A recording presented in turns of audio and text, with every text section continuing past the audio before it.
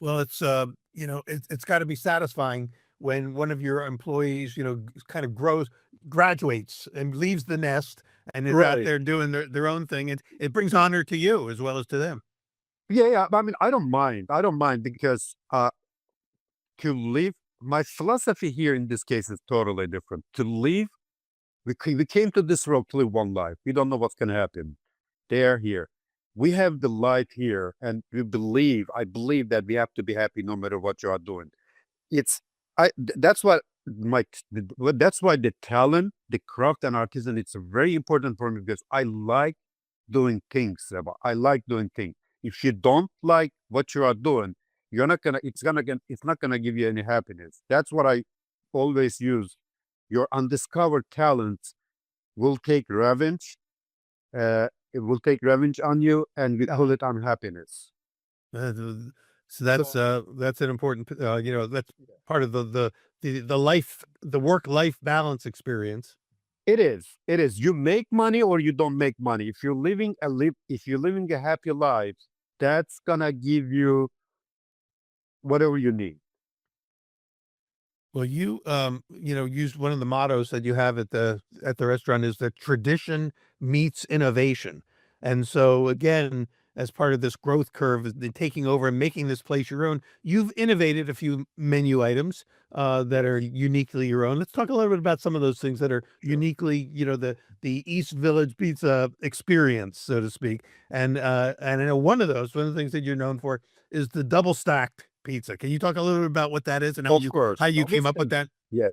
Yes. Double steak pizza is actually I did I made it on online live stream on Instagram. I used to do live stream a lot on Wow. Instagram, and I call it making and baking from 2018 to no 2000 actually 16 17 to 2000 like 20 when 1920 when the pandemic started about 3 years, almost 4 years. I did live stream. A live stream means like live making pizza for customers, not like a demo. It I was a make real pizza yeah. for customer on live stream. So that time I actually almost always wanted to try what should I do to make. Honestly, I made it for I made it for IG, but what should I do? Like, what should I do to get more attention on the people that I'm doing here? Well, I tried at least like a month to make the pizza on top of each other. I tried that. I tried this. I tried the cheese. I changed the cheese. I figure out the pizza, the crust is not cooking, the middle crust is not cooking, the cheese is not getting melted. After about a month or 2 months, uh, hard work, I figure out the double stack pizza. But I could say this actually an experience that comes from 20 years that I have been in the kitchen. It did The it first wasn't double just stack pizza I made it on, I'm sorry to cut you off. no, I no. made it on Instagram live stream. So it basically you kind of invented it in front of the world while you were, doing this live I stream. actually, yes, did. Yes. Interesting. I could say that, yes, yes. So the double stack is a two crusted pizza. You got your regular crust, like a New York style crust, and then toppings, and then another crust, and then more Yes. toppings. Yes. That's basically the original one. I would love to do the first layer. When you have the first layer, you just had the buffalo chicken. Yeah. And add the second layer on it. On the second layer had the tomato pizza sauce and the cheese and the pepperoni. That's the original one, and people liked it a lot. It had to be tricky though to get that middle crust to cook To because it's cook, all surrounded by, sauce it and is, cheese. it is the dough again. It took me a lot of time to figure it out, but I did. Yeah.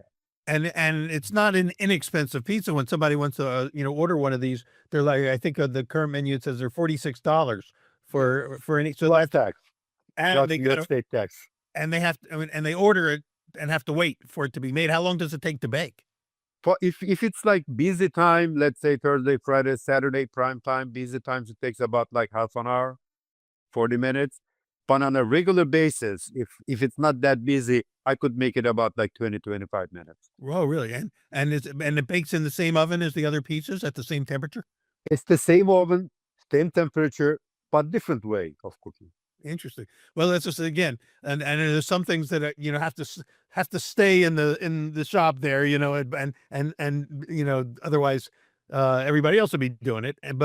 But it's interesting that you've had the challenge, it seems to me, is to make everything come together at the same time, and yet you're cooking it at the same temperatures as your standard pizzas. So there's got to be a couple little tweaks there that make that happen. As you said, it didn't come out the first time perfectly.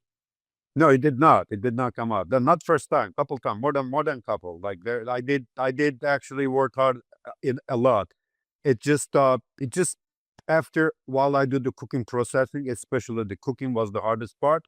And end of the line, you figure it out how to cook it in a better. You leave it in a little longer. Which side of the oven you should use it. Yeah, It's almost like a lasagna in a way that it's got these layers. Um, it it is. Sorry, it looks like a lasagna. Yeah, I, or a ZD, or it could be a lot of, it's comparable Yeah. to a lot of things. But let me just describe what on the menu. It says Mm. that on the inside, you've got the toppings like buffalo chicken, pepperoni, cheese. So that people, when they order it, they customize it. They tell you what they want, or do you say this is the way you're Yes. making it today? But there are topping options, but there are options that they have to choose. If they ask me to add mushroom on double stack pizza, I won't. If I they see. ask me to add spinach on the double stack pizza, I won't. There are Yeah. certain toppings that they could play. I don't know. So then they get the bottom filling, and then the second crust goes on, and then on the top, then you've got more pepperoni or jalapeno. It could Yeah. be cheese, and that's where the cheese and sauce comes in, is on the top layer, and then does it travel well? I mean, it seems like something that you're not going to be sitting there and eating it. You're going to want to take it home and serve it to the family, unless the family's all coming in to eat. Do you have how many seats do you have at the restaurant?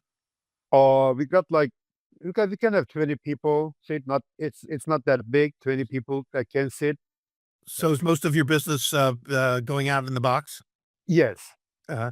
Okay. So this sounds like the kind of pizza, unlike, let's say, a classic, Neapolitan pizza, which doesn't do well in a box. It sounds like your pizzas, are meant to travel, and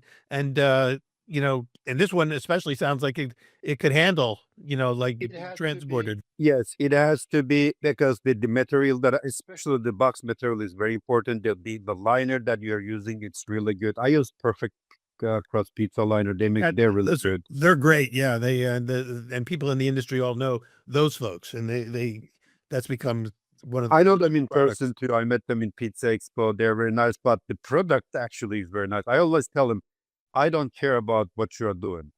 I mean, I'm sorry, I don't care about how you look, how you talk, but what you did here is very important because it does help a lot. So that's cool. So let me ask one final question on these before we talk about some other products. The double stacked is very much a signature item for you. Do you sell a lot of them? Sometimes I do normal days. In a very normal day, I sell like 10, 12. Uh-huh. But on the busy days, sometimes it goes up to like 30. That's Yeah, pretty good, right? very. 'Cause that could be Yeah. like, $1,000 worth of just on that No, one no, one style of pizza. no. That's cool that you came up with something. And then the other thing that you're somewhat known for, and I don't know if you're the only one that does this. I imagine there's other people that try this, is the heart shaped pizza, like for Valentine's Day. Yes, that's when I make that first for Valentine's Day heart-shaped pizza, people liked it. I get really good feedback. At the first year, I don't know, like I think 6 years ago, something like that. At the first year, I didn't sell a lot, but I get really good feedback. Customers called the store just to thank that I made heart-shaped pizza. That that how now do you just shape that heart by hand, Yeah, or I by hand. It's crafted. No, uh, I don't use any technical details or a machine. No, it's handcrafted. It has to be handcrafted. and it's Yeah. made with the same dough with your basic New It's York the stuff? same dough. Yeah, it's the same dough, same method. It's just that I cut it in a heart shape. I touch it a little bit. It's pretty cool. And you make it year round or only on holidays? After the first year, I get really good compliments back. I start making it year around for all the special conditions, and I do sell it, especially for birthdays, celebrations. I Uh-huh. do sell it a lot. And Valentine's Day is the busiest day for heart-shaped pizza. Yeah, it makes sense. Sometimes I baked up like 2 hours, and people wait. That's kind of cool because, when you're taking a date out for Valentine's Day, you don't usually think I'm going to take him out for pizza, but if I can take him out for a heart-shaped pizza, that changes the game totally. But that's the thing. Like you'd see something that is gonna go somewhere for some special conditions. That's how I figure it out. Like, what should I do for this day? What should I do for Valentine's Day to get the people? Because Valentine's Day normally people go to restaurants or a club or a special rooftop bars, whatever. Yeah. Well, so that is it's fun but let me switch gears a little bit. Then you also sell Sicilian style. You do calzones. Do you do a different dough for your Sicilian style pizza? The same dough but different fermentation. I'm sorry, I apologize. The calzone, it's same dough, same Different. fermentation, but the Sicilian is different though. Sicilian has more hydration level. So okay, so you have to make a separate dough for that. Yes, yeah. And do you have One different batch dough, yeah. you One make batch it in dough will different do it. No, it's same oven. uh and so Again, with New York City, we are very limited for the space, so we can't have. I wish I could have like 2, 3 ovens, but we can't. We only have one oven, 2 decks, one oven, 2 decks oven, but it's just one thing. We don't have a space. Really, like it's so hard. Yeah. so again, for the people who are really interested in sort of the behind the curtain stuff, so you're baking in is it an electric or gas fired deck oven? Gas fired. Gas fired, and But I behind don't it. mind having electric. I don't mind having electric. I used electric oven with friends. I seen them in the pizza expo. I used them. I cooked pizza there. So it's I would say the new generation electric ovens are good. Are good. Yeah, it seems like there has been a lot of innovation there, we kind of jumped over the flour thing earlier. So you mentioned something interesting because I say the same thing that you do. That people that want to make pizza at home, for instance, they don't have access to high gluten flour, and they want to know what can I do, and I say use bread flour. And it sounds like you're Exactly. finding that you can work with bread flour or high gluten. Do you have a particular either type of flour, brand of flour that you like or want? I would say King Arthur. Uh-huh. King Arthur would do it. There's like General Mills has great flours for all purpose bread flours. They could definitely use that for pizza. Uh-huh. And is that what you use, or do you use something like that in the pizzeria? Or do you use a higher gluten flour? I do use it's not my flour is not high gluten because I don't use only one flour. I use for Oh, you I don't know. Yeah, it's I have a blend. I could say I have a blend. Yeah. that's good. Well, that's one of those things that becomes the house blend. Nobody, no, you got to work there to know what that is. Yes. Right, I hear you. Well, that's cool. Well, and I just wanted to kind of touch on those things because, as you said earlier, the key first is it's not just the flour, it's not just the oven. It starts with the fermentation and understanding that this is a living product that changes as you give it more time. Yes. And uh, I wanted to kind of again jump over to some of the marketing side and the training side of what you do, because you're not just an artisan pizza maker, you're a businessman, and you have staff and you have to train them, and you have some principles that you have set in motion that kind of are Right. your creed, so to speak, your 6 pillars that you call them, that drive the East Village pizza success story. Can you talk a little bit about what those are? Sure. Training an employee is it's easy for me because I work with them Yeah. every day, couple hours, 2, 3 hours. I work with them. But if it's a very new employee, first I had a train with the main guy in the store, the main pizza maker, that he actually trained him a little bit, and then I go with him to tell the rules, to show why we are doing this, why we are doing that. Training employee is not that hard. Actually, running business is the hardest part. You have to Yeah. think about the employee, you have to think about the pizza, you have to think about the marketing, you have to think about, uh, you have to think about everything. You're taking the responsibility 100%. Yeah. Yeah, you gotta deal with cost controls, you gotta deal with Yeah, marketing, uh, risk management, insurance, everything that people don't think exactly. about. Like if you don't look for your food cost, that's gonna damage you. If you don't look for your labor cost, that's gonna damage you. If you don't, if you have to look around to things that actually needs to be in the correct numbers. Like your food cost has to be 25, between 30. If it is more than that, that means you are losing money. I don't mind losing money, but you can't run a business losing money. Right. You So know, that you can't that run a.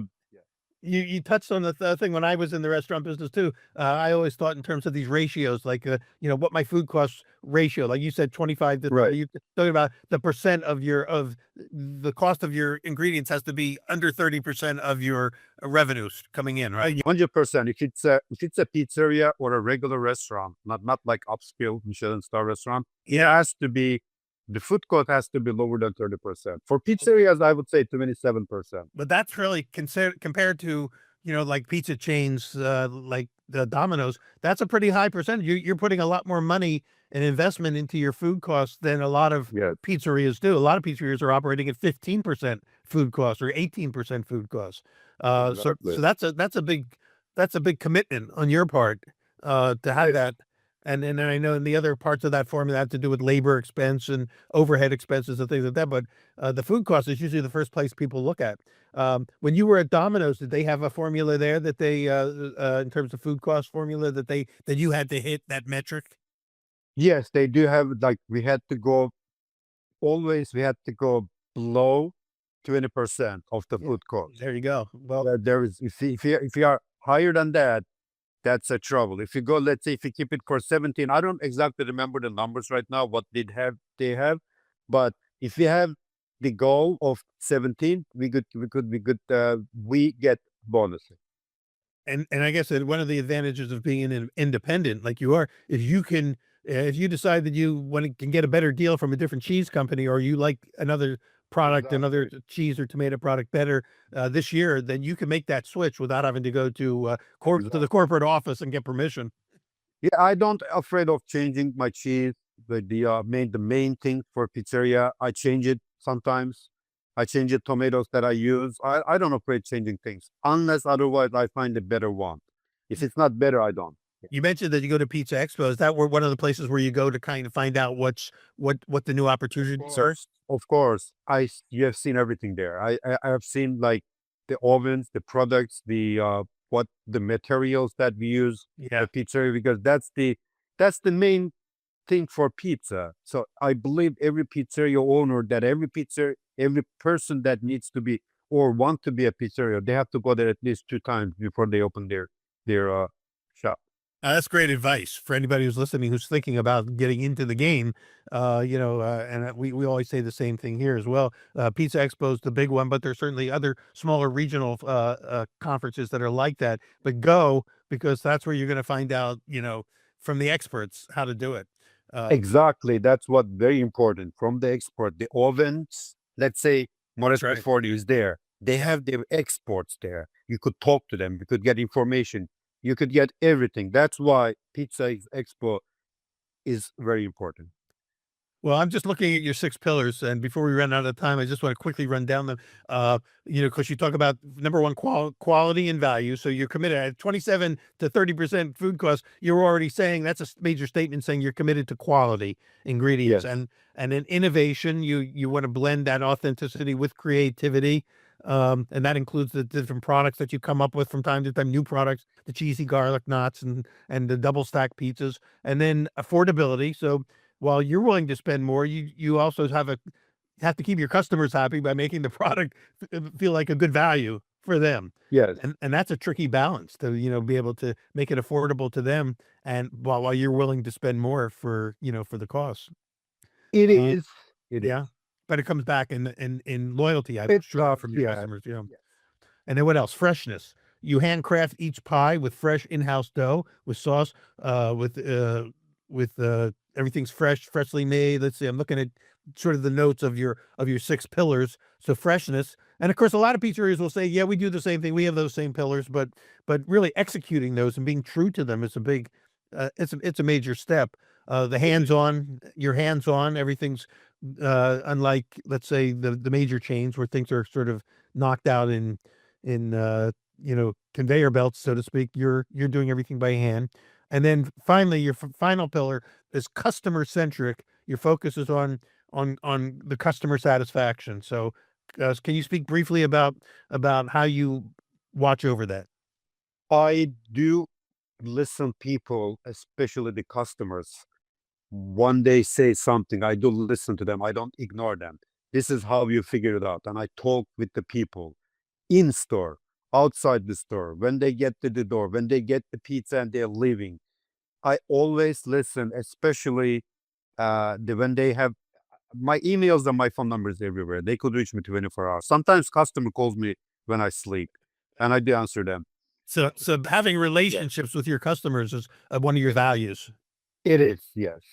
Frank, this has been really interesting, talking about, everything, the whole experience of, both the craft side and the business side and how it all kind of converges inside of you, inside of one man, who's been, been there and has, learned from others and, has kind of put it together into your own Yeah. package, your own unique package that is East Village Pizza, uh, recently, selected as what was the award? The best pizza in the boroughs, the Yeah. best Best.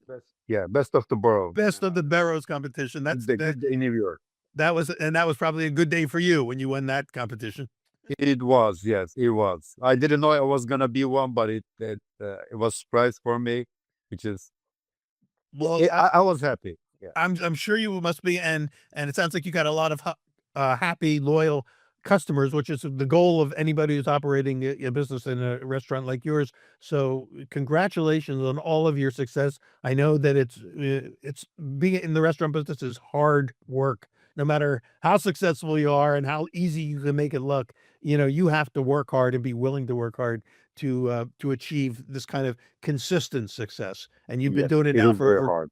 over 20 years is a long run already, and you're still a young man and still have, a little ways to go. Um, Thanks. why don't we just sort of end this conversation with asking you where you see yourself in 5 years, or what are some of the things on the horizon for you and for East Village Pizza? Is there going to be a second East Village Pizza? Is there going to be Yes, there will be second Italy pizza in Dubai in probably this year, July or August. in Dubai? Did you say? Yes. Yes. Wow, that's a big. Well, of course, you have that international experience, but that's a Yeah, big leap. I That's do not just around invest. the corner.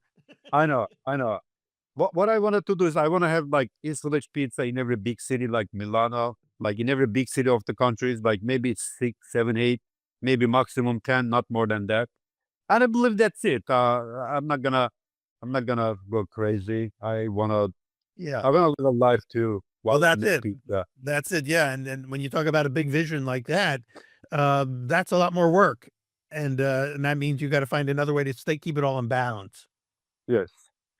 Well, we're gonna get you back to as you open, Dubai and some other locations. We wanna hear Yeah, how it's going, and of I'm gonna course. keep asking you that question is, how do you keep it all in balance? Because I think that is a huge challenge for people that go into business.